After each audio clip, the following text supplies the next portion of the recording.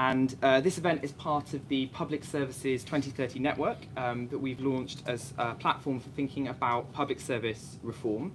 And this is actually our final event in 2023 of the network. We're delighted to have 7 great partners supporting the work of the network. The Centre for Public Impact, CIPFA, More Than a Provider, Reading Partnership, Policy at Manchester at the University of Manchester, the WEA, and the Institute of Employability Professionals. We are also currently seeking partners for the network next year, 2024. So if you're interested, do come and speak to me or another member of the team here at Demos. We'd love to chat about what that could look like. Delighted that we can bring together an incredibly informed audience to be part of the conversation today. Just to run through a little bit of housekeeping, the event will run until 3:15. Do stay for a cup of tea or coffee afterwards. The fire exit is to the right. There isn't a scheduled fire test or anything, so hopefully we won't need to worry about that. The format for the event is that I'm going to go to our panelists for opening remarks. I'm then going to ask a few questions in my role as chair, and then we'll open it up to questions from the audience. So public service reform is back on the agenda, and at Demos we are playing a role in defining what the new public service paradigm looks like. Crucial to any new paradigm is building a cross-party consensus. And we've seen in the past decade that proposals for change are at constant risk of becoming political footballs that make politicians and civil servants and the public averse to change. But those areas of public service reform which can draw on support from across the political spectrum have the greatest chance of success and standing the test of time for that long-term reform that we need in our public services. Throughout this year, we've hosted politicians across the political spectrum, and in that spirit, we're hosting this event this afternoon to discuss the question, what should the Conservatives' vision for public service reform? Great to be joined by an excellent panel this afternoon to discuss that question. In sequence, going to my left, we have Samuel Kasumu, former Special Advisor to Boris Johnson in Number 10, Imogen Sinclair, Director of the New Social Covenant Unit, and Andrew O'Brien, Director of Policy and Impact at Demos.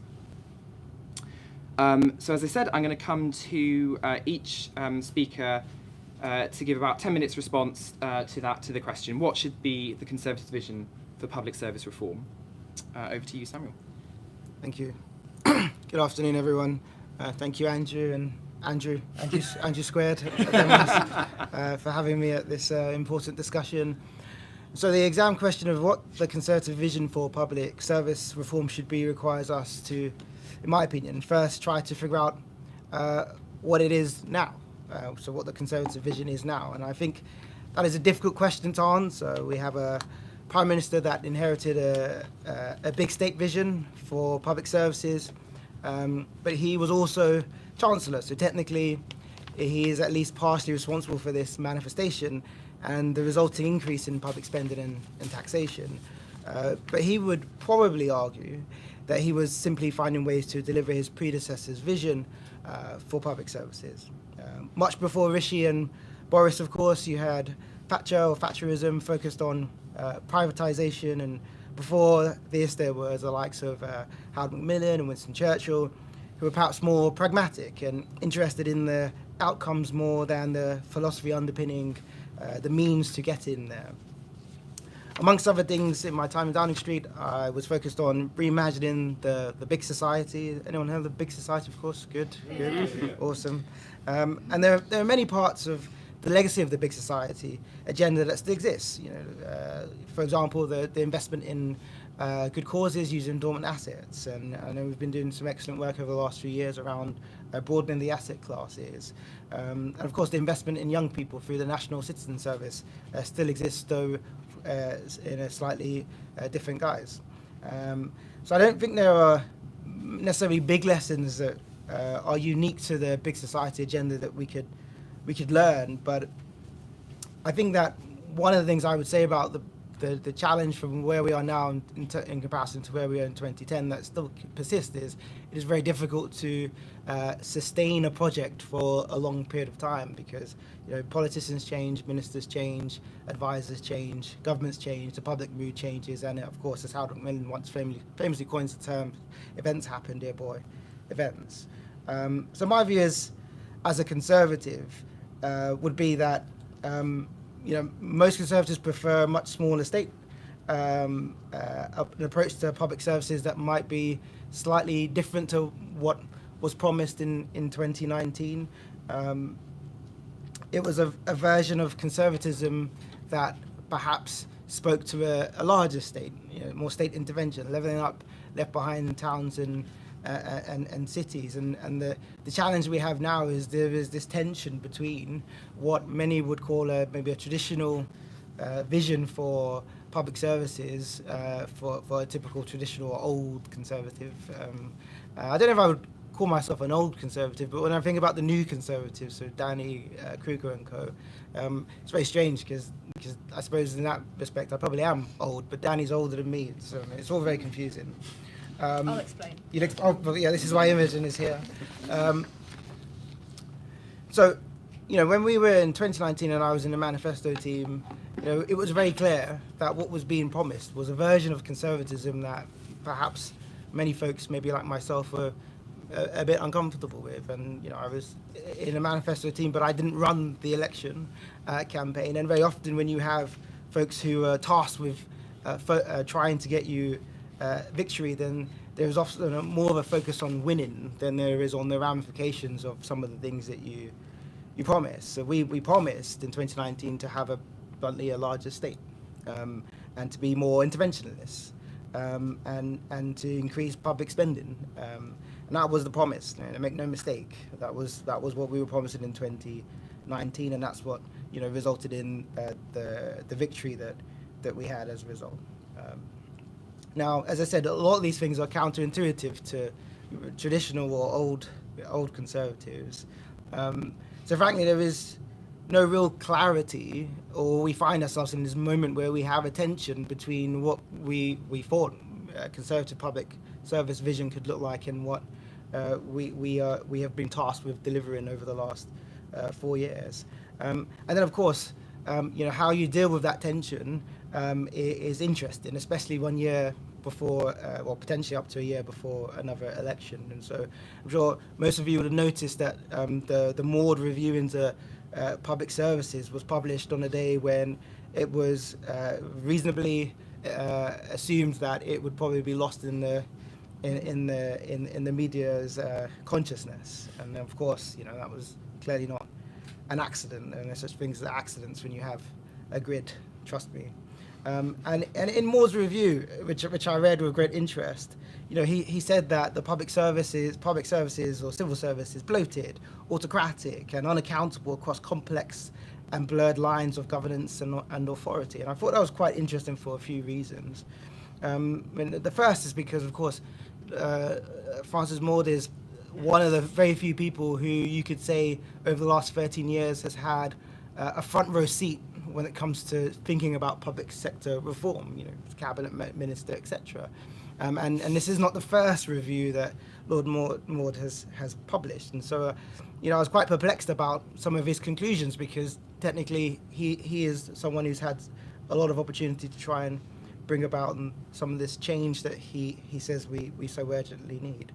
I also thought that it was very difficult to maybe engage with some of his reflections without there being an overarching vision for public services in our country. And when I say there's no overarching vision, I say it in the context of the fact that we promised in 2019 to do a number of things, and then those things are clearly no longer potentially possible or palatable in 2023. And so ideas like bringing in outsiders into the sorry to use the term, into the blob, might sound very interesting and innovative, but the reality is when you have 400,000 plus people who are used to working in a particular way, one outsider, even if you're Elon Musk, will struggle to bring about any serious reform. You have to carry people along with you, and we know that when you are so close to an election, any type of meaningful reform is difficult, because you know a lot of officials are more experienced than the politicos, and so they know that if they don't like your ideas and you're 1 year out of an election, you know they can find ways to frustrate you, to delay your objectives, and so not to disobey their quote unquote masters, but to find ways to make things take longer than they perhaps need to. And so we're in this moment where actually any meaningful reform probably won't be able to happen over the next 12 months. And so for me, the focus is on what comes next. And Andrew, I really love your idealism around this idea of working on a cross-party basis, because that's probably going to be the only way that folks like me are able to continue to drive some of the things that we're passionate about in 12 months' time. Sorry to say that. Sorry to sound so depressing about our future. And so I suppose I would conclude by saying, from a Conservative perspective, what a vision for public sector or public sector reform looks like is one that firstly picks a side. Do we want a larger state? Do we want a smaller state? And what are the ramifications of that? We've got to pick a side. We cannot do what we did in 2019 and promise something that is instinctively uncomfortable for us once we get into power. With an aging population, we have to be more honest about the need for a more productive National Health Service. And of course, public spending on health is due to rise to close to 45% of total expenditure in the not too distant future. And so it's already a big piece of the pie. It's going to become an even bigger piece of the pie because of things like what the Chancellor has promised around workforce spend, etc., over the coming years. And so we have to be very honest about the fact that we have an aging population. We have to be more productive with the resources that we have. We cannot just promise more resource and hope that things are fixed. We have to be quite bold about the reality, and that the private sector will play a role in our health service, and they already are, and they increasingly will if we want to become more efficient. And I know that colleagues will always say, well, Labour can say these things, but Conservatives cannot. And Wes Streeton's been flying all over the world, and a number of members of Parliament that I've spoken to have been quite envious about the fact that he can go around saying some hard truths about the health service that perhaps people feel like Conservatives cannot. So we have to be quite honest about that. Conversely, and if we believe in, and I believed in and still believe in, this big society agenda where the state does not have a monopoly around responding to some of the big questions of the day, and actually the private sector does have a role, but civil society should have an increasingly significant role to play in improving outcomes and our public services, then we also have to better resource civil society, and that might not mean necessarily more money, but more focus on things like social value during the procurement process, focusing on how you fund certain services. And so there was a huge shift towards payment by results, which obviously has a really important role to play in our public services, but are there models that could work? And I know they were being tested during Cameron's period in office around how we can use private capital, incentivize joint up thinking and payments by different ways of measuring outcomes. And ultimately, a truly Conservative vision for public services must be honest about the trade-offs and responsible with other people's money. That is what connects Thatcherism, Cameronism, whatever ism you want to talk about. Is we respect the fact that these are public finances, and so we can't necessarily use it in ways that might benefit us politically, but might be fiscally irresponsible. So, as I say, a vision is very unlikely to materialize, or at least cut through, even if it does materialize in the short term. But the thinking about where we want to be in the long term must start now.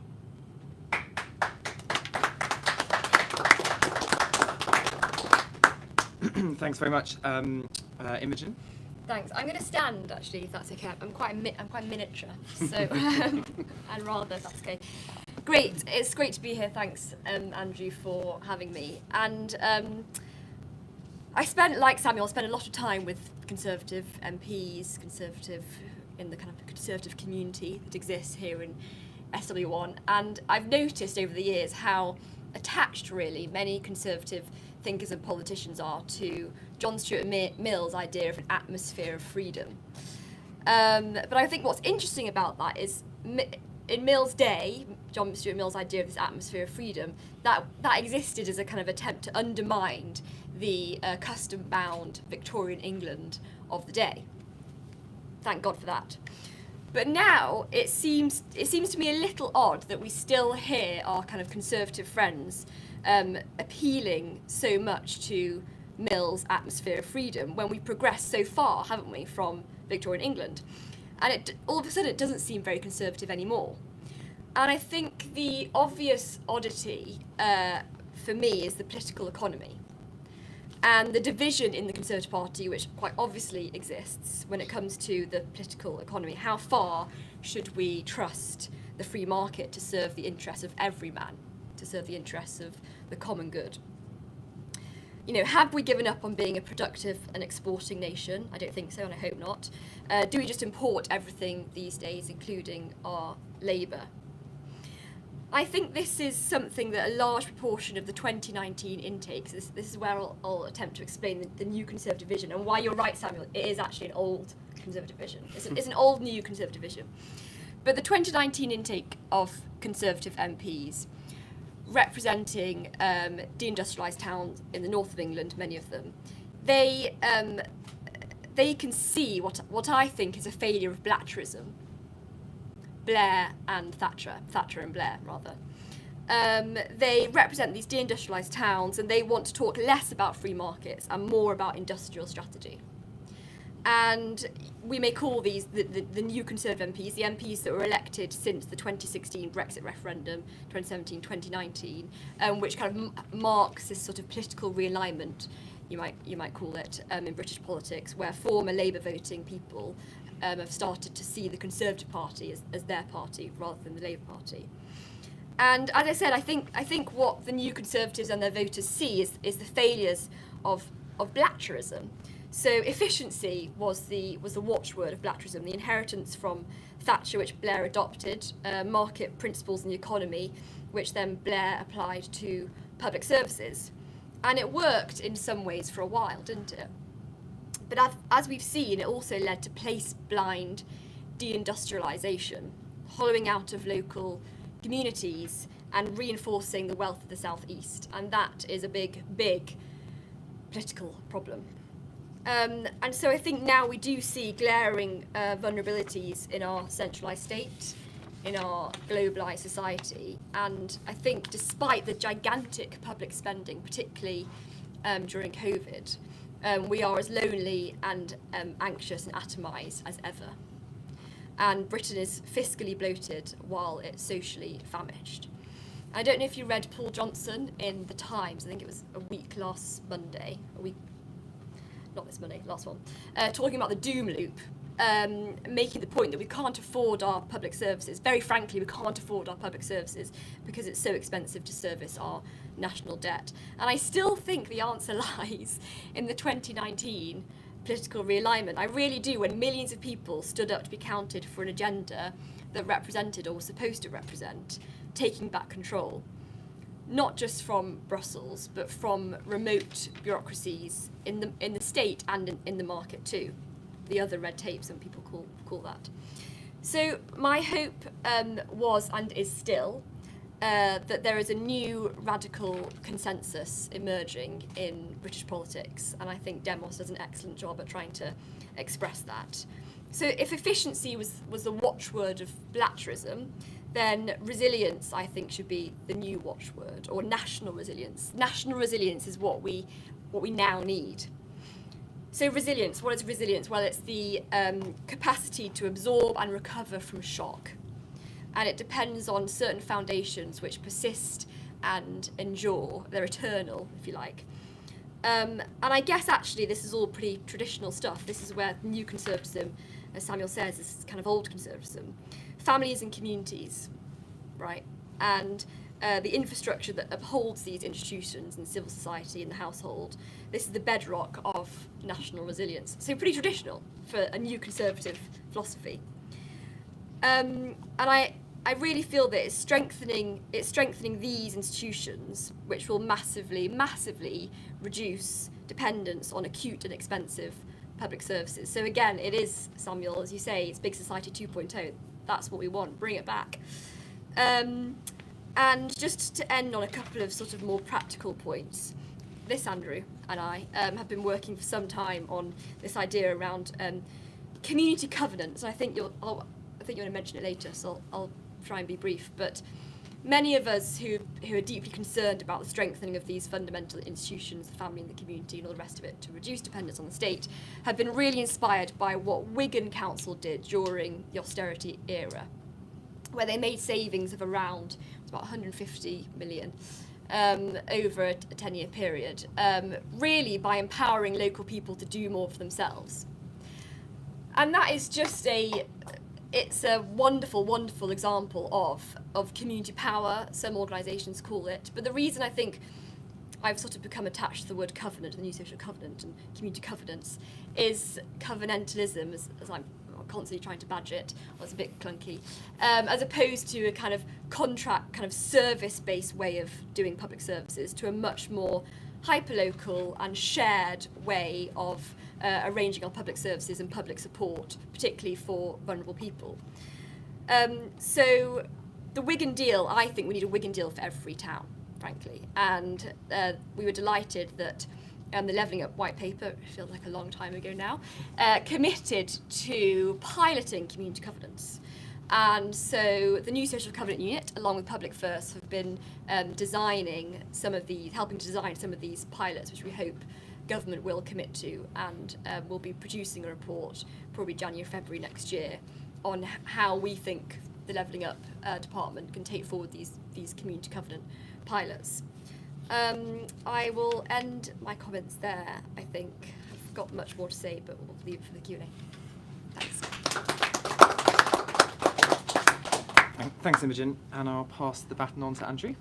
Thank you, and thank you all for coming, this elite group of people towards the last week of Christmas who want to spend their time talking about conservatism and public services. You're right, you should be talking about that. You've done the right thing.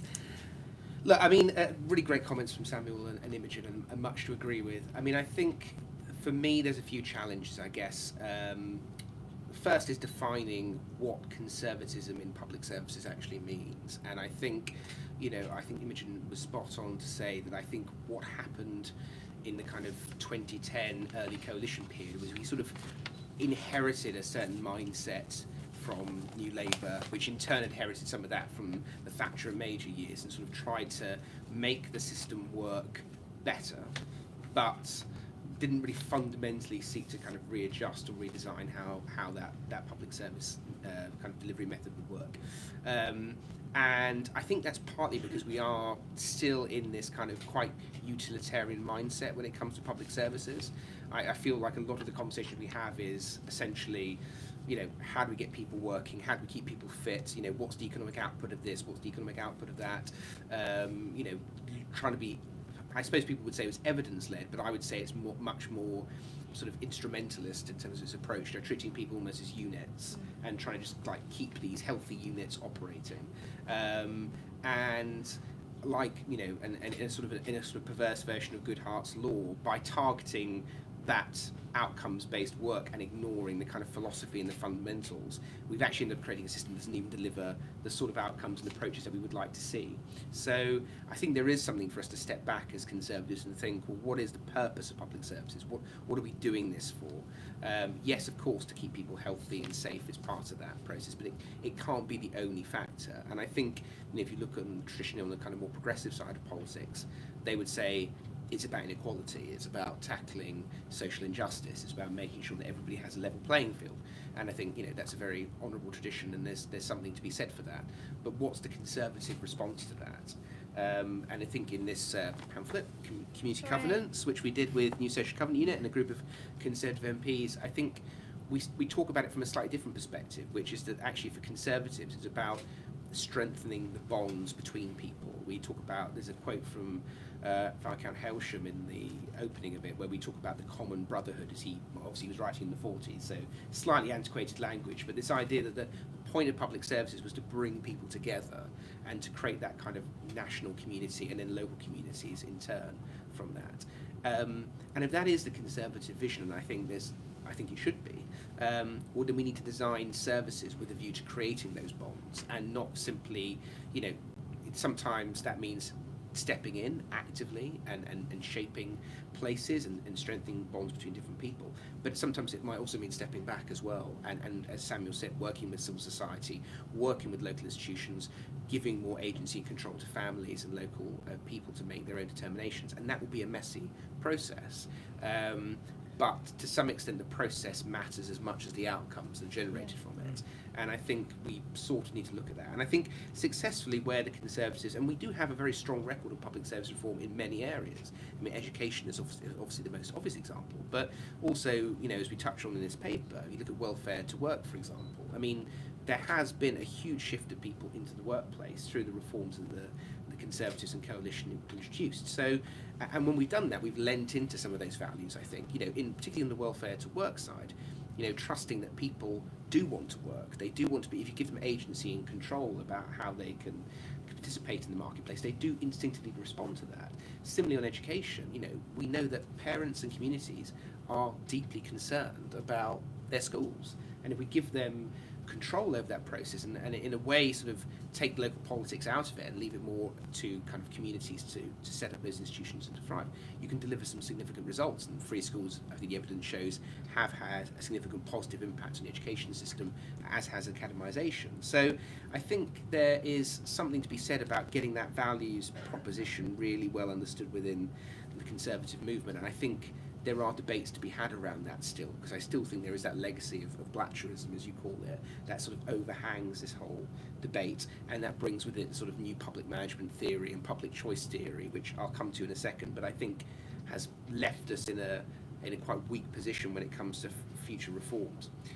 I think Sam made a really interesting point about large state versus the small state, and I guess the more I've started, so when the big society first came on the scene, I think, and the Coalition first came on the scene, I think very much the view was we're going to starve the beast by keeping public spending tight, and that will lead to reforms, and then we're going to do the big society stuff as well, and that's going to kind of free up demand and so on. Well, we starved the beast, and it's created more pent-up demand because we didn't actually deliver the services that we needed to, and people have got unhealthier, and there's been all sorts of social problems that have emerged from that. And in the big society, I think, suffered partly from the political winds changing, and it was the flavour of the month and it dropped off the agenda, but also it wasn't really resourced either. I think that was part of the challenge. So I always feel like as Conservatives we need to get to this, and I've really enjoyed that Paul Johnson piece as well on the doom loop. Actually getting out of the doom loop you might need a larger state to get to the smaller states, as it were, and I think that's where some of the 2019 election pledges, as I saw them, I thought was quite exciting, because I think actually if you can have a period of investment and reform, and I think that's the critical difference as well. I think part-way through the Conservatives' time in office, probably from about 2014 till 2019-20, we sort of just start chucking money at problems rather than actually trying to reform them. But if you can reform and invest, I think you create a pathway to potentially creating a smaller state, if that is the vision that we're ending for. But I think the idea of just continuing to kind of starve the beast and hope that that will lead to positive changes, I think we've kind of proven that a bit to destruction so far. And I think that does, as you say, Samuel, I think create some challenges for us, because we have to own that process. We can't say, we want to improve and reform public services, but we don't really like spending the money on it, and we don't really want to talk about it. We're a bit embarrassed about it. I think it's perfectly sensible, and to take a horrible analogy from the private sector, when you have a company, sometimes you do need to speculate to accumulate, essentially. You need to invest in new ideas, new methods, new services to then generate the outcomes to then get yourself in a better position later down the line. And I think we've got to bite the bullet on some of that.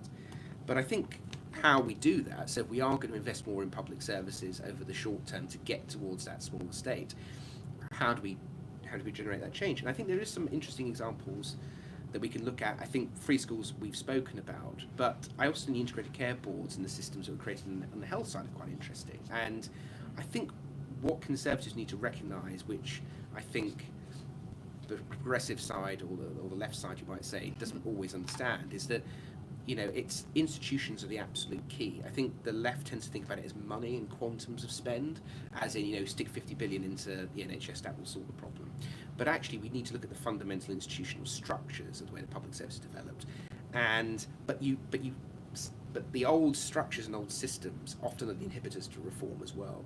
And that's why I thought the free schools model was interesting, because effectively what we did is, in the short term, we duplicated capacity essentially. Like, we already had schools, and then we made more schools. And you think from a treasury perspective, they must have been going, what the hell are we doing? Like, we've already got enough educational places in that area. But the challenge of those new institutions led to new philosophies, new ideas in education, which have had really interesting results. I think the integrated care boards are interesting as well, because what they've effectively did, we had the shadow integrated care boards for a while, so we kept the same system running for about 18 months. I would have liked if we could have kept it going a little bit longer to enable the shadow integrated care boards to embed themselves in. But then we switched on these new systems to try and coordinate, collaborate care at a local and health and care at a local level. And I'm not saying they're absolutely perfect. I think there are ways they could still be improved. But I think that idea of how do we essentially look at the new institutions that we need to build, community covenants, I think, is an example of that. I think we also need to look at some of the other success we've had, like mutuals, for example, in public services, where we've put staff more in control of the way they deliver activity, but not just making, again, because of that overwhelming urgency to cut spending as quickly as possible, get to the small state as quickly as possible, turn the taps off too quickly, and don't let these institutions thrive and develop. Actually, to build the new institutions will require a pathway. And we've talked about this internally at Demos. I did a very confusingly titled paper, I think, called Parallelism, around how do you create parallel. Yeah, exactly. Well, how do you create parallel institutions, essentially? Like, on the one hand, keeping the old system ticking over, but building the new at the same time, and then switching over effectively once you've managed to do that. And I think that's something that Conservatives can actually do. Just to sort of kind of move forward, I think, in terms of two final points. One on another piece of work we've been doing, which we referenced in this community governance paper, which is also in our essay collection called The Preventative State, is looking at the foundational elements as well. I think Imogen made a really strong point about families and communities and people, but we can't. A lot of the challenges now going forward with public services aren't necessarily about public services themselves. They're about the foundations of communities and places. And we need to invest in the social capital, the social trust, the social connectedness, and those institutions that bring people together. We're just doing a piece of work with Local Trust at the moment, who been a great advocate for some of this work around the preventative state and how that could emerge. And there's really strong evidence to show, for example, that people are more likely to give up smoking, more likely to take on anti-obesity measures, to get fitter, healthier, if they have those strong social connections which drive them to undertake that activity. And if that's the case, then we need to invest in that activity as well. It's not all about the state doing it. Sometimes it's about leveraging in philanthropy or making it easier for people to set this stuff up. But the state needs to take an active role in that foundational element. And I think that is an inherently conservative idea. And I think there's a lot that the Conservative Party can do to own that potential area if it wants to. But I do think Labour will challenge on that as well. And I think a bit of a fight on the foundational element could be healthy. But I guess the final element I'd like to talk about is, I suppose, going forward as well, what we've seen because of the strategies the Conservative Party has deployed over the past 13, 14 years, does seem to become a quite antagonistic relationship between the workforce in the public sector and the Conservative Party itself. And I was really struck by comments made, I think it was by the second permanent secretary the other day, and she was saying, and it was funny because it was like it was a surprise to the Treasury, but they were like, oh, well, a lot of efficiency and productivity measures are actually based on the goodwill of people working in the public sector. Maybe we should make them happier to make them more productive. And it's like, well, yeah, but so why have we been having these antagonistic relationships with them for so many years? And I think we've fallen into that trap, as Imogen said, on the Blatcherism side, that buying too much into public choice theory, this idea that the people who are working in the public sector are knaves, essentially, who are trying to outwit the system, and there's a producer interest there, and we need to avoid that capture, so we deliver elaborate mechanisms to control them, target culture, also starve them of money, starve them of resource, starve them of agency because they can't be trusted. And I think that's a deeply unconservative approach to take. And if we want to go forward, I think, and rebuild our public services, we need to have a quite open conversation about how do we rebuild this idea of public service in public services itself. You know, if we want good public services, but yet our motivational idea in the Conservative Party is that people working in the public sector are bad people who are trying to waste public money and not really interested in the children, not really interested in the patients, that's not going to build a system that's going to work.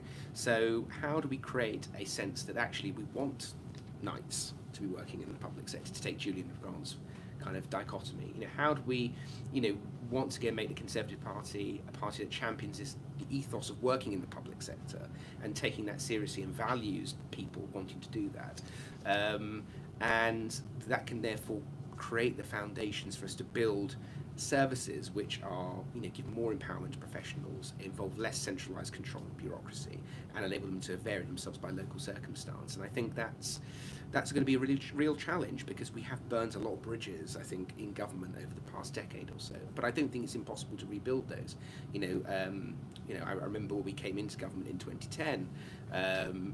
Actually there was a lot of hope in the public sector. Actually, I think people had been tired of the target culture and the sort of infantilisation of public services under New Labour. I think they were looking forward to the coalition being more liberating and trusting professionals more. And I think we need to recapture that partnership sense between the Conservative Party and those that work in the public sector to say, yes, you know, we do know you have the interests of people at heart. How can we collaborate with you to redesign, reform, you know, give power, give agency to community, civil society and others, but trust your judgment as well in delivery. If we can do that, I think we can make some further progress, like we've seen in education, like we've seen in the welfare system. So there's all to play for, I think. Thanks. Fantastic opening set of remarks with so many themes we could pick up on. Yes. We won't have time to pick up on all of those, but I'll mention a few. So, if I can come to you, Samuel, I think you all mentioned the big society and the kind of open public services agenda that came in at the start of the coalition government, and you've also mentioned that wasn't really sustained over time. And I think if we know anything about public service reform, we know it's difficult and it takes a long time. And so, what lessons do you think the Conservatives can or should learn from the successes and the perhaps failure to sustain the big society agenda? Yeah, I mean, as you say, Andrew, I don't think the lessons are necessarily unique to the big society agenda. You know, in every single policy area in government, it's very difficult to sustain a project for the medium to long term. Even sometimes for the short term, it's a challenge. And I suppose part of the solution is what Andrew has alluded to, the other one, this idea of being able to carry people along, not being so combative with the people who you need to deliver on your agenda. So ultimately, who are the civil servants who are working in these institutions. And so there was a lot of tension, and there was obviously clearly been a breakdown in relationship in many respects. And so that's a huge challenge. But I think the reality is just we are in a moment where we know that public spending is going to be reduced after the next election, because obviously Jeremy Hunt has made some promises around how much we're going to be spending in the short term, and Keir Starmer and Rachel Reeves have said they're going to focus on respecting their own fiscal rules, and so there's going to be less money whichever way you square the circle next time. And so there will also be a tremendous opportunity to then say, well, how can we use what was the big society agenda to do it better this time? So I think there will be an opportunity.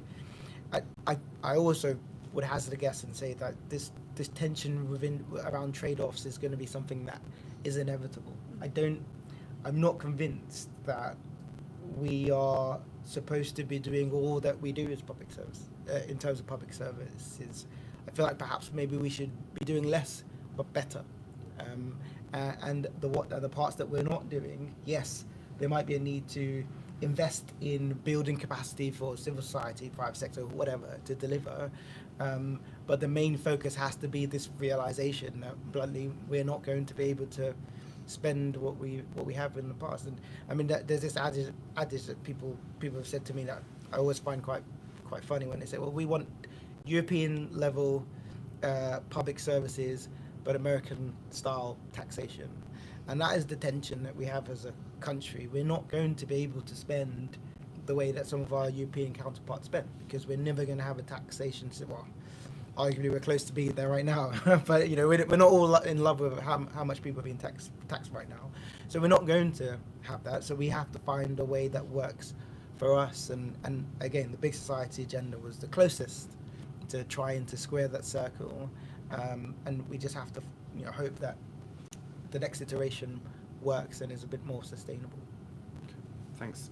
If I can come to you, Imogen, in your work at the New Social Covenant Unit, and obviously with the work on the community covenants, you've argued for a public service reform agenda which very much puts devolution and communities at its heart.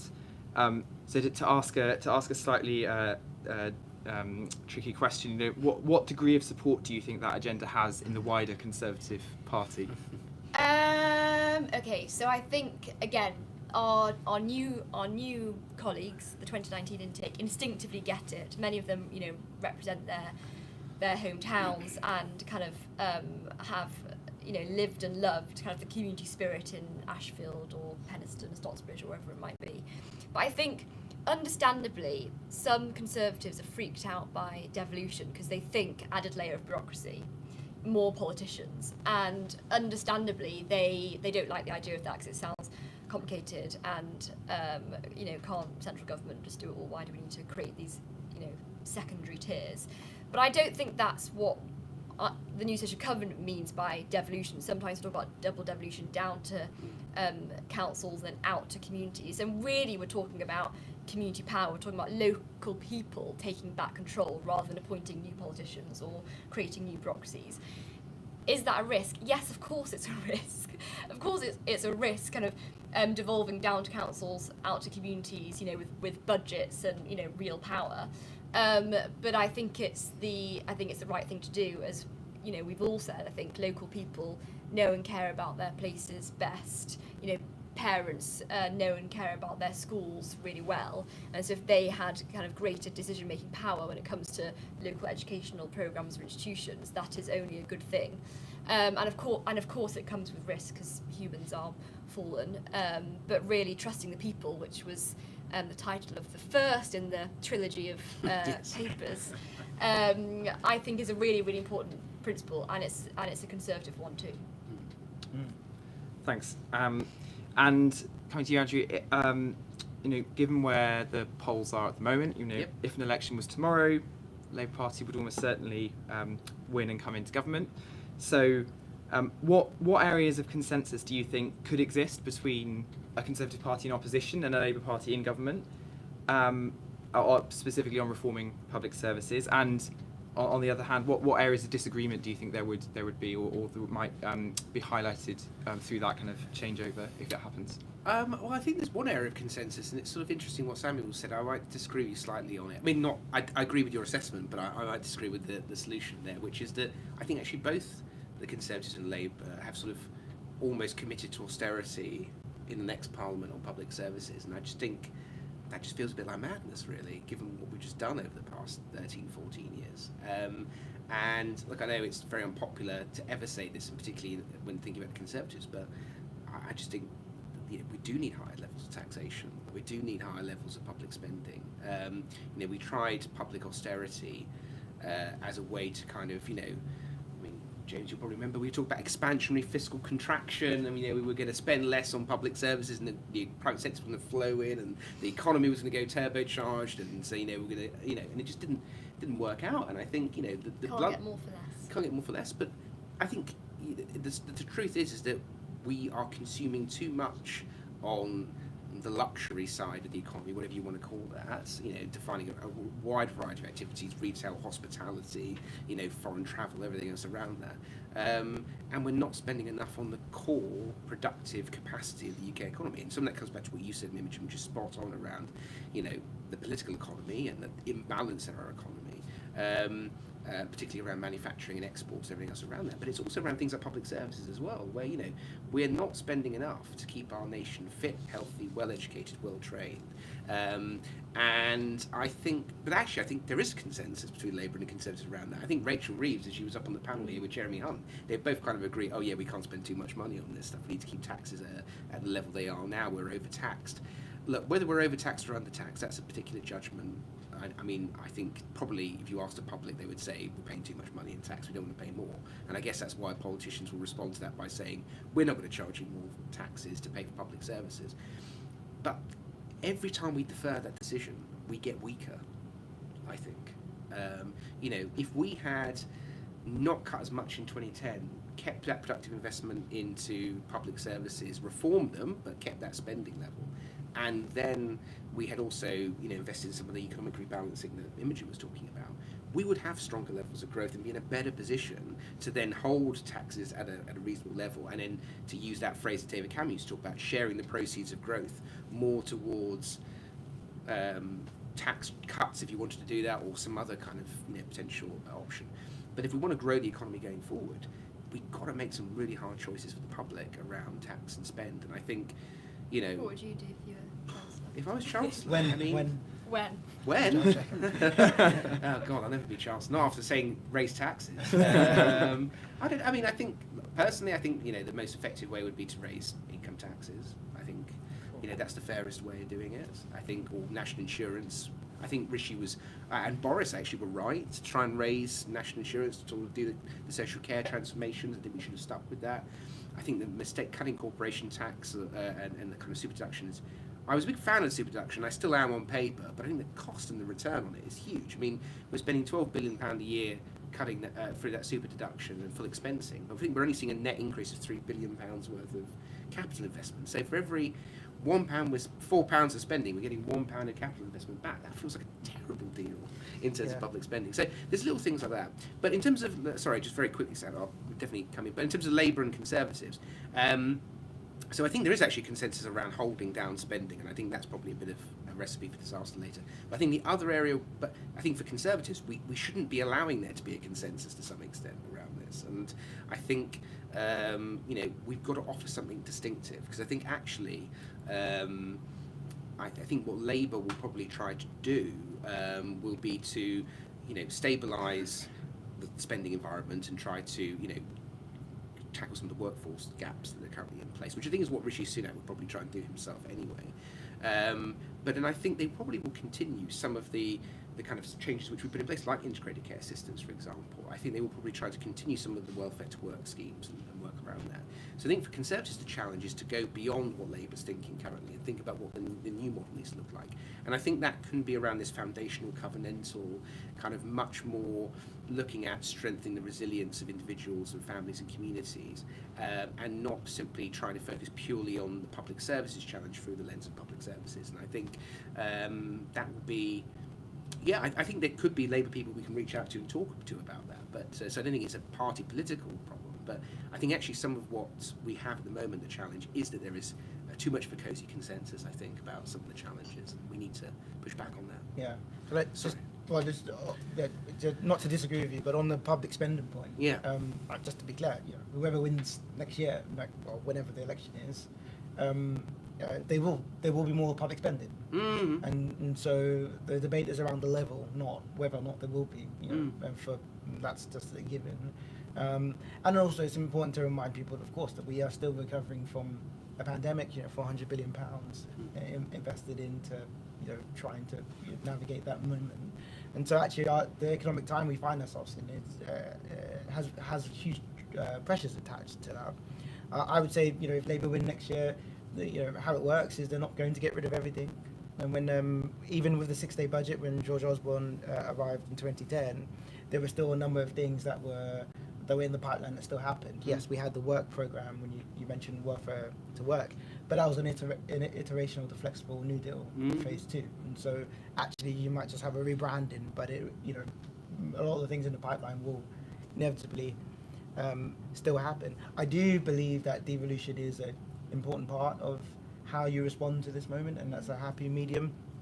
As a district councillor who sits on a planning committee, and I probably want to say that there is some tension there around, you know, giving too much power to folks who might end up being quite political with that, and so there's a need to really unpack, you know, what are the areas where actually we can, for want of a better term, trust people locally to do the right thing, versus where are there competing tensions that actually, you know, has the opposite effect. You know, again, with planning permission, one of the main reasons why we're not building the homes that we need for present and future generations is that tension locally, and when that plays out, it doesn't help. And actually, in my opinion, planning probably needs to be one step removed, maybe at a combined authority level, where maybe, you know, there is a vested interest but not as vested. And so there is a need to unpack where the areas where social governance would 100% work, and where the areas where actually you might need some folks at the centre to be a bit more forthright. I think what you've touched on there, Samuel, is this debate about the size of the state. Should we have a big state or a small state? Blah blah blah. Is maybe not the right question. It's maybe something about in the lives of the individual. Where is the state, and where is it? Which jobs is it appropriate for Whitehall to do, and which jobs are appropriate for local communities or councils or committees to do? And I think the state is very good. The state is very good at the big stuff, you know, defence. But when it comes to, I suppose I'm thinking in particular kind of welfare services, that's much better done at a hyper-local level. So I think big state, small state is sort of a bit of a red herring, and kind of need to have a kind of proper discussion about where is the state, on what levels are most appropriate for particular services, which is a much more complicated question. Yeah. But I think it's the right one. But also devolving. I mean, I think, you know, definitely, I mean, Imogen was spot on around the whole double devolution or triple devolution, whatever we want to call it. I think the idea of kind of, you know, it's not about just sharing power from kind of one political desk in Whitehall and then giving it to Town Hall and then letting them administer things in a kind of politicised way, but actually putting power directly into the hands of people, giving them the levers, both in terms of the accountability delivery of public services, but sometimes also, you know, for example, you know, I did a lot of work in the charity sector, social enterprise sector. You know, sometimes the best solution is actually for the state to give that resource and give that activity directly to those communities to run. But then I think the other side of it, which we did in the early days, and I think we, again, in the health setting, we are continuing to do a bit with the integrated care board system, with, you know, the creation of NHS England and others, which was, devolution is not all about politicians either. Sometimes it's giving the flexibility to public service professionals on the ground to make decisions. I mean, that's kind of what we did with the schools agenda. You know, we took power away from the local education authorities and gave it much more to head teachers and academies and people, professionals on the ground to look at that. And I think there's a model there to be deployed in other areas of public services as well that we don't probably do enough. You know, I think, so devolution sometimes isn't all about, you know, there's a huge focus on the mayoral agenda of the combined authorities, and I can see why.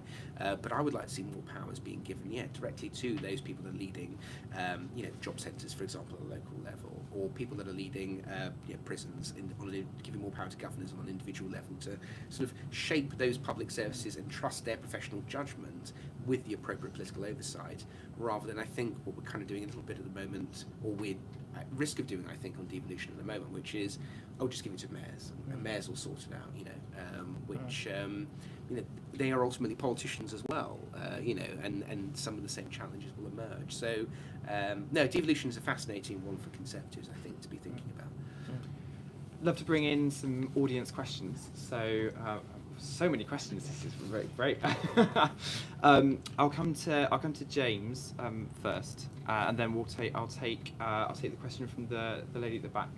Please, thank you, Donna. Thank you. Thank you very much. And thank you very much to the panel who have clearly put a lot of thought into this. I think it is worth distinguishing between sort of fiscal policy, monetary policy, and public sector reform.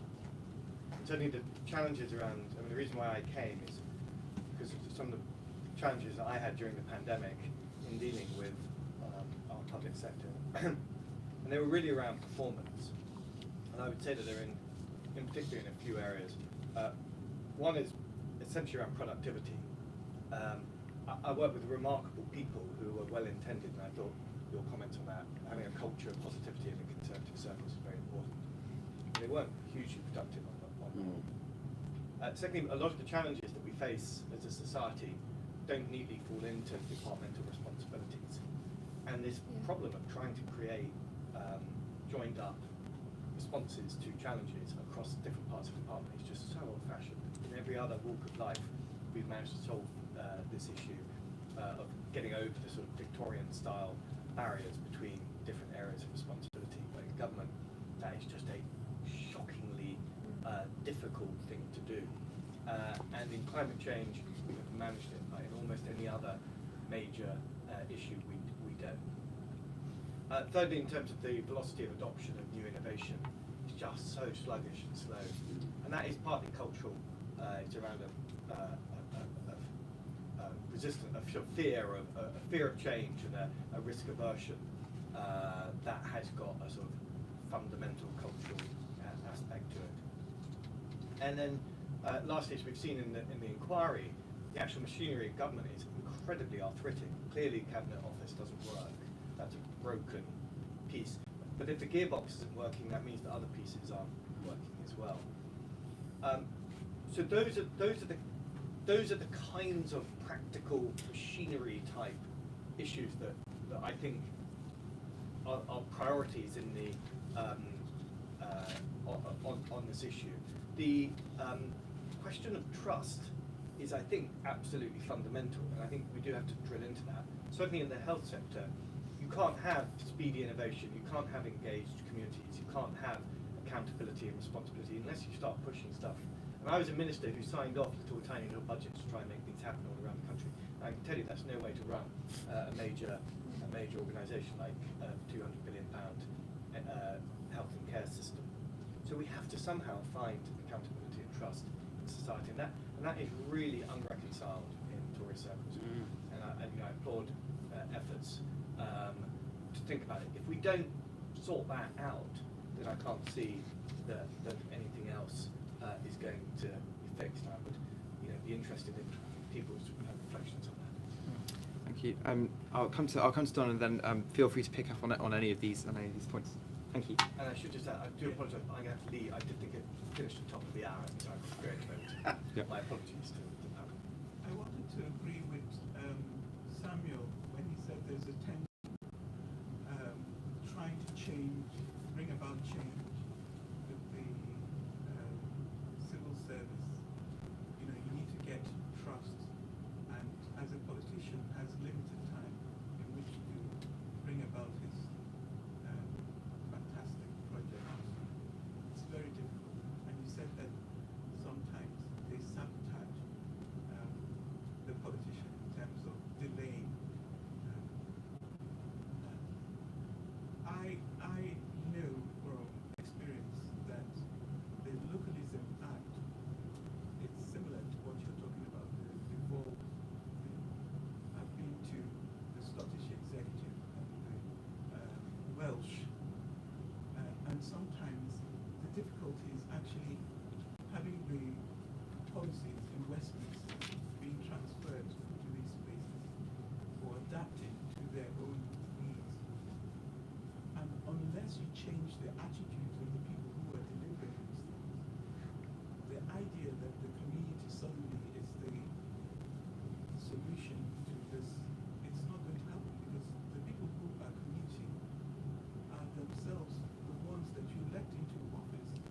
So it's not as if the politicians haven't got the idea of what the local issue is, because they do. That's what. Do you mind if I just come back on Can I just finish? Of course. And what the point I'm trying to make is, unless we start changing our attitudes and building up trust, genuine trust, not just sitting here and spouting principles and theories, unless we ourselves look at how we deliver or how we engage with different institutions or communities and all that, the same thing is going to happen. It's all very well to have reports and everything, those things that gather dust.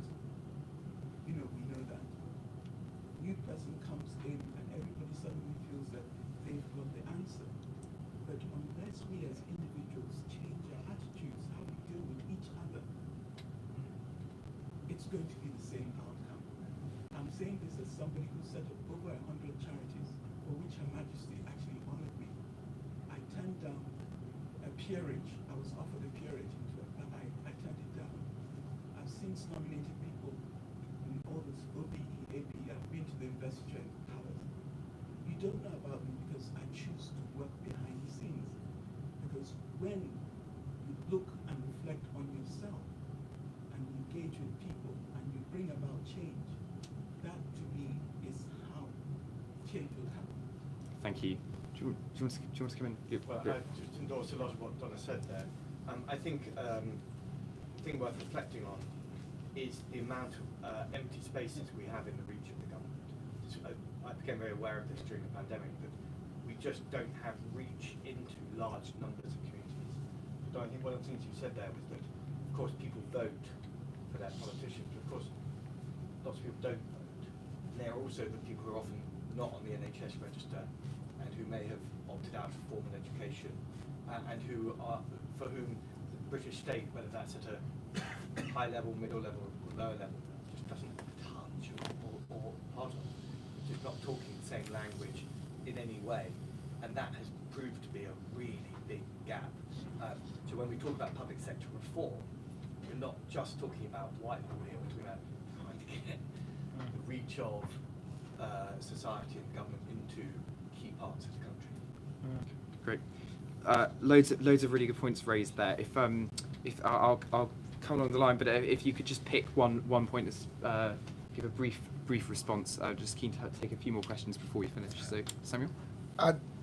Because of time, I would say I completely agree. I mean, the last thing I was responsible for before I left Downing Street was vaccine deployment, and actually the biggest challenge was that there was this assumption that everybody give the vaccines to the NHS and everybody will come and take it, which obviously was not the case.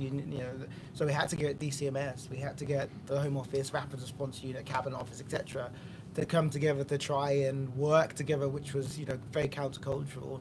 But on top of that, we needed to empower communities. There was no way we were going to have the vaccine deployed at the level that we needed if it was all Whitehall or if it was all politicians. It had to be community driven. So it's completely possible to do something like that. But unfortunately, the energy from both the top and the resource from the top or from the centre and the desire from the community has to come at the same time. And that is a challenge because, yes, everybody wanted to get out of the pandemic. So everybody was coming to us saying, how could we help? But, when you're not in the middle of a pandemic, can you galvanize the troops to buy into a collective vision? I'm not so sure. I'm a bit of a skeptic when it comes to things like this. I mean, I don't know.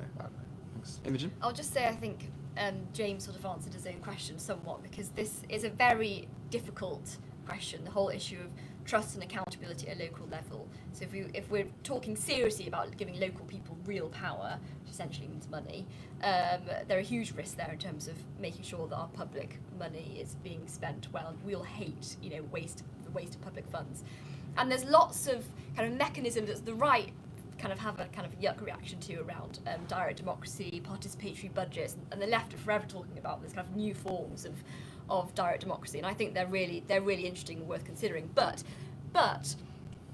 they will only work when local places and communities there is a strong sense of trust, and there is a strong sense of community spirit, and people do know who their neighbours are and who their local councillors are. Only in communities like that will people kind of bother to step out their front door and go to a public meeting on what to do with the gardens on Approach Road or whatever it might be. That's where I live.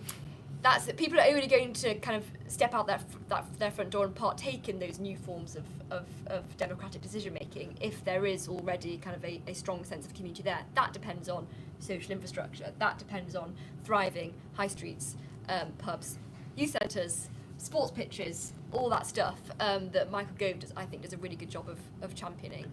If you don't have that, then it's difficult to kind of build that trust and accountability. Thanks. Creating problems here, not solutions. Can I ask you to tackle the workforce productivity question, Andrew? I mean, if I was going I was talking about trust. Yeah. Yeah, I mean, I'll actually answer them both actually at the same time, which is that we have boosted workforce productivity in one area, which is the mutual sector. So the 83 or 84 public sector mutuals we created, which were essentially staff spin-outs from the public sector, where they took over and decided to run, care homes, nursing services, educational provision, working provision. They have a higher level of productivity than the rest of the public sector. And if the rest of the public sector had matched levels of productivity was in those public service mutuals, I think the last calculation was it would have saved something like 20 to 30 billion pounds a year. So it's a huge amount of money that can be created through that productivity increase. And I think it does come back to that point around trust. To take James's point directly, we haven't created the institutions where we do trust people to take those kind of decisions about how they want to deploy resources. We assume that they're not capable of making those decisions, and then we create very inefficient structures as a consequence of that, and it then becomes sort of learned helplessness in the system, where people don't feel they can take action swiftly. And then going back to Donna's point, how do you do that? Is you have to walk the walk, not just talk the talk about it, which means giving money to these organisations and letting them spend it, and knowing that they're going to fail, but then the public sector, the centralised state fails all the time, and that doesn't work. The business sector, for example, can you imagine if the Treasury ran the private sector? They would say, oh, it's so inefficient, there's all these different businesses, and some of them are failing all the time, and they're innovating new products, No, we want one business that does it really efficiently and really well, and it'll be the same in every part of the country. They wouldn't do that. So if that doesn't work in the private sector, why would we do it in the public sector? And that means recognising that, there will be repeated failures, repeated problems, but actually, maybe this is naivety, but, my fundamental belief is that people that work in communities, people that both as citizens but also as professionals, and often we forget that as well. The doctors, nurses, teachers, etc., they're all citizens living in these places, so they have an interest in making those things better. If you give them the right institutional framework, if we give them that long-term stability around their budgets and what the expectations of delivery are, but the freedom to make their choices about how we get to that point, and encourage that collaboration. And Imogen's a really good point, I think, around where does the state best fit into some of these things, and giving it shouldn't be a blame or an embellishment on a public sector agency to say we're not the best thing to work here. Actually, the best thing to do is to give money directly to people themselves, or maybe not to spend any money at all and spend it in something, do something in a completely different way. So it's not always creating that kind of hero saviour complex in the public sector. If we do those things, and when we have done that, and I think the mutuals are a great example of that, you can deliver incredible results. And it is baffling to me that the one area of public service reform which I think has been shown, the evidence shown has been to be so successful, the mutualisation agenda, we've not talked about it at all. We stopped doing it in 2012-13. We've not set up any new mutuals since then, as far as I'm aware. Or if we have done, it's been in spite of public policy, not because of it. Beggars belief. I don't understand it. It's the most conservative innovation I think I've seen in public services, and it's delivered fantastic results. All right, thank you. Just time for a couple more questions. I'll come to Joe, and I'll come to the gentleman in the blue jumper. And then we'll wrap up. So if you can keep your question nice and short, and also if you can say one more, can't take we? one more. We've got an elite group, haven't we? Okay. So Great. Feels harsh to bring these people in. No, sorry, you can't have a question. No, sorry, go on. Thank you. Joe from Whitestone Insight. It's quite a specific question, so hopefully that'll help. You've talked a lot about empowering society and communities to care better for themselves. And I've been speaking recently to organisations like the Good Faith Partnership. And I'm just curious as to what role you think things like social prescribing or endorsement of things like local faith groups or parent and toddler groups run out of churches, what role you think they should have in public services policy moving forward? It's sort of linked to that, I suppose. It's obviously a lot has been spoken about the strain on public finances at the moment, and Andrew spoke quite a lot about the role of boots on the ground and how important that is in public service provisions. And I'm just wondering the role that the charity sector can play in this going forward. And recently we've seen levels of donations from the rich deplete in the charity sector, and almost more importantly, levels of volunteering among young people of have reduced as well. So how can you almost overcome that and incentivise people to take an active role in charities and also in public services? Thank you. And then question behind. Hi, yes, my name is Poppy. I'm from Global Council. We've recently done some work around sort of using technology to transform public services. Particularly, you mentioned that we're likely to see a reduction in spending. So how can we make government more efficient through technology? It's been a bit of a question for us. So I wondered what your take on that was. All right, great. Thanks. Great questions. I'll reverse the order for the last time. So You're too kind. Yeah. Do you want to go first, Andrew?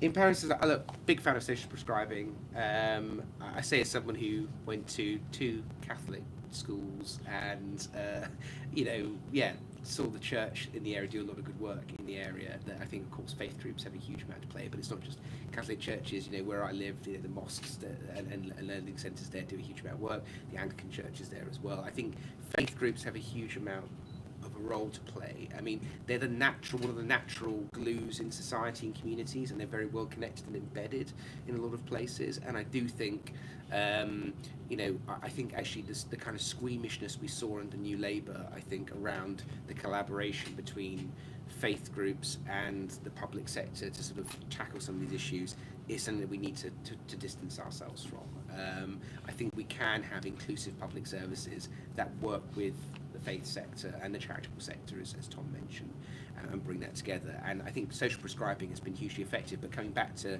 Tom's question, linking them together, social prescribing only works if we have a vibrant civil society which is able to deliver the social prescribing that the public sector increasingly sees and wants to do. And I'm very well. I mean, the figures around volunteering and donations do keep me awake at night. I mean, it is one of those things. I said that actually. I said something else today, but 2 things keep me awake at night. That is one of them. Not getting much sleep. Yeah, no, exactly. Yes, it's probably showing by my answers to these questions. No, it absolutely is, and I think we need to do some urgent work looking at that. I think that partly it's the impact of the work changes we saw during COVID is that work has cannibalised, I think, more of people's free time. I certainly feel it, I'm sure other people do, that you're never kind of off the job anymore. It always feels there's more and more stuff going on. How do we recreate that sense of work, life and community balance as well? That's where I do think Conservatives should be really radical. Maybe this is too radical to finish a talk like this, but I don't know why Conservatives are being so antagonistic around the 4-day week, for example.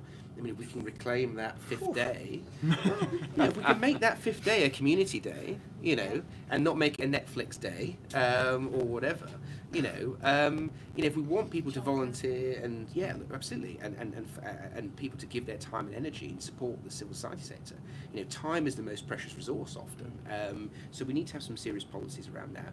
Definitely, I think the return on investment of investing directly in community-led groups, charities, social infrastructure is huge, and I think the government should be thinking, if there are limited resources, I think every pound you spend on those, you get a much bigger return on investment. So I think that, there is a role for that, and I think we also need to look at maybe some more radical changes like differential gift aid and philanthropy giving, for example. So, why is it that me, if I'm, I don't know, a millionaire in Kensington and Chelsea, if I give money to my local charity, I get like the same gift aids. If I'm somebody in Doncaster giving, a gift to keep a local community centre running, maybe the state should be overmatching on that. For every pound you give in Doncaster, the state should give you £2. And in Kensington and Chelsea, where they've got more money, they should only give you 50p worth of credit, for example. So you try and sort of shift, because there's a lot of philanthropy still taking place, but it is unequally distributed. I think the state can probably do a bit more to balance and support giving and civil society and so on to do that. And finally, I'm probably not the best, as you can see from my tweedy jacket and tie, I'm probably not the best to answer in technology. What I would say is that I think it is incredibly important, but ultimately, particularly in public sector transformation, I think what we've learned is that, to take the lessons from COVID, for example, technology is only good as the people and communities in which it's being deployed in. And I think we do, as Conservatives, need to avoid a sort of techno-utopianism where it's like, the apps will solve everything, or big data will solve everything. Data can help us identify those challenges and improve policy making, and I'm sure James Lord Bethell would have agreed with that. But I think the other challenge is, how do we make sure there is the appropriate people skills on the ground to interpret that data, action on it?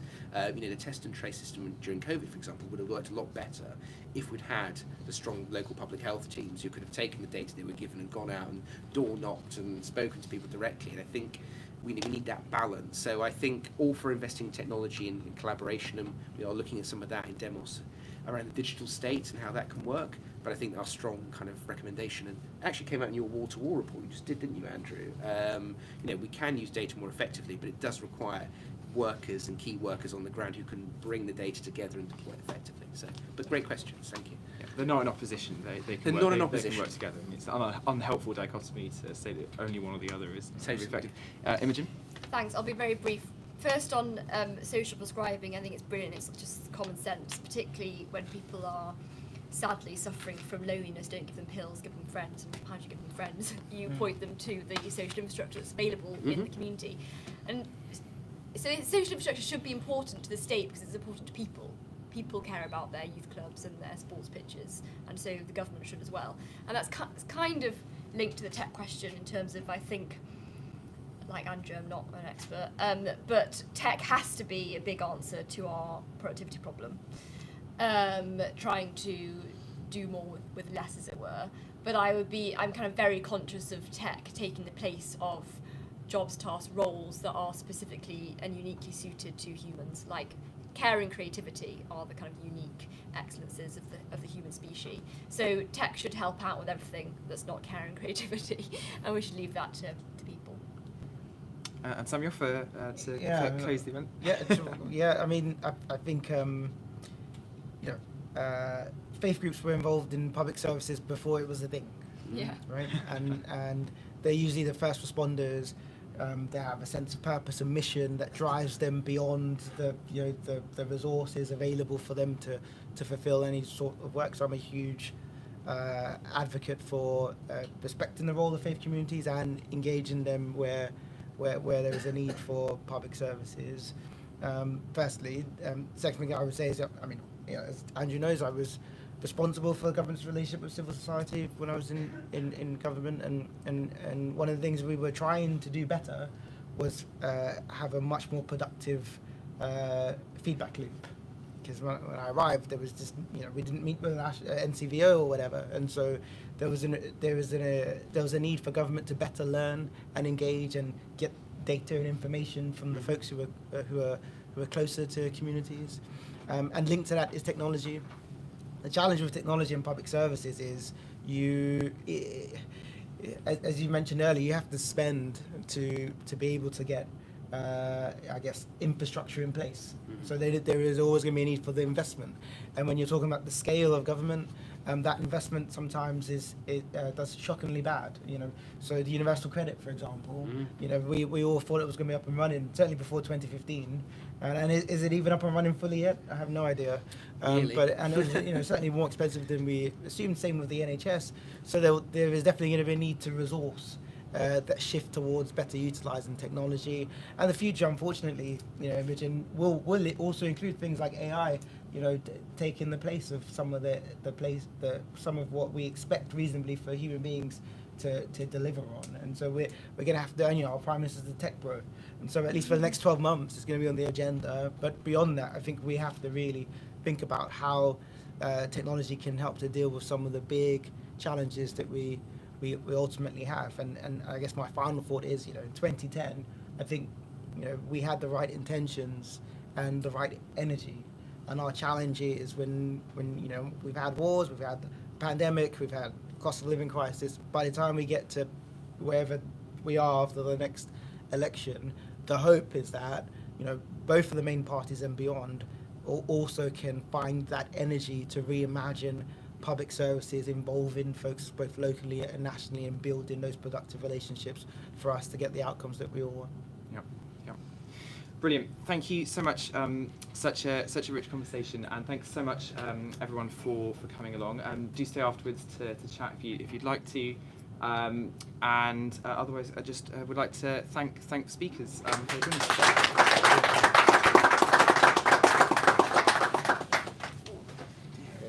Thanks, Andrew. Thanks. Thanks, guys. Thanks very much, Sam. See you in action. Danny's +1 is not just a +1, more than a +1.